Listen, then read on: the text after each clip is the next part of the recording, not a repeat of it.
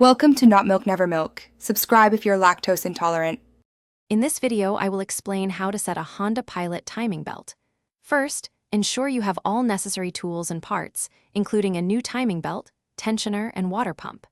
Begin by disconnecting the negative battery terminal and draining the engine coolant. Next, remove the accessory drive belts and the power steering pump, setting them aside carefully. You will also need to remove the passenger side engine mount to gain full access to the timing belt cover. With the engine mount and covers off, you can now see the timing belt. Before removal, rotate the crankshaft clockwise until the timing marks on the camshaft pulleys and crankshaft pulley align perfectly. This critical step ensures proper engine timing upon reassembly. Once aligned, loosen the timing belt tensioner pulley bolt and carefully remove the old timing belt. Inspect the old belt for wear and tear, noting any unusual damage. Now, install the new water pump and the new timing belt tensioner pulley.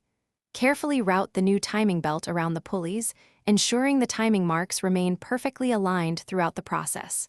Start from the crankshaft, then around the water pump, and finally over the camshaft pulleys. Once the belt is in place, apply the correct tension to the new timing belt using the tensioner, then tighten its bolt to specification.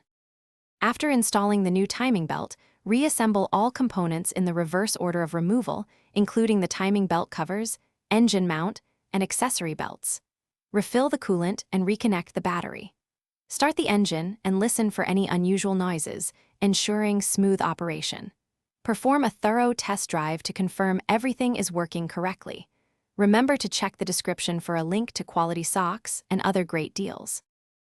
Thanks for watching. If this was helpful, leave a like and consider subscribing. See you next time.